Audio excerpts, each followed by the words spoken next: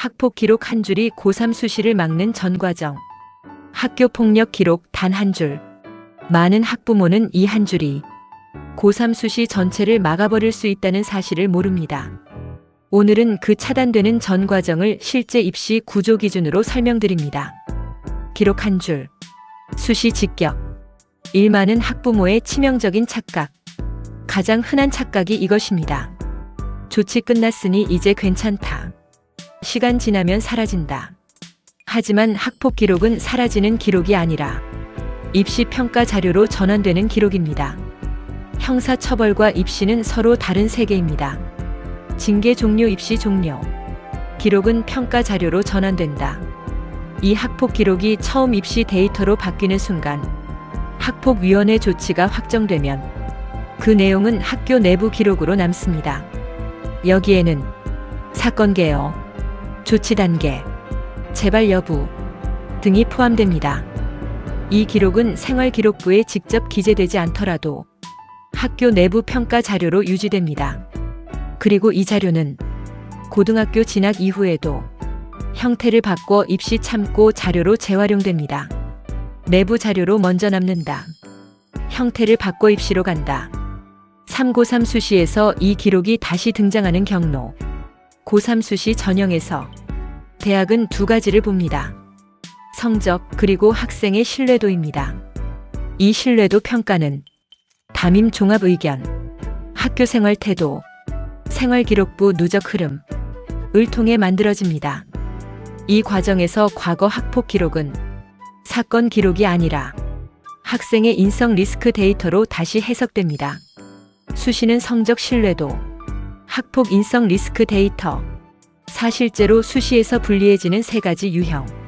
학폭 기록이 있는 학생이 수시에서 실제로 불리해지는 경우는 주로 세 가지입니다. 첫째, 학생부 종합 전형.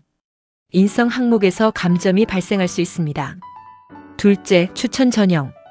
학교가 추천 자체를 하지 않는 경우도 있습니다.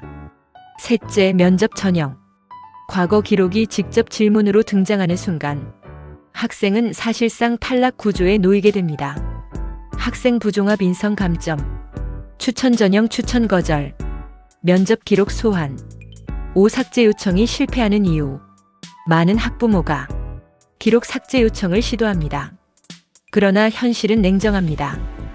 공식 생활기록부에서 삭제가 되더라도 이미 학교 내부 평가 자료, 교무부 참고 기록, 상담 기록에 남은 정보는 완벽히 소거되지 않는 구조입니다.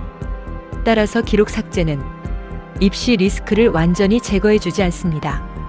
삭제 소거, 내부 기록은 남는다. 6. 피해자도 수시에서 불리해지는 구조. 더 아이러니한 현실도 있습니다.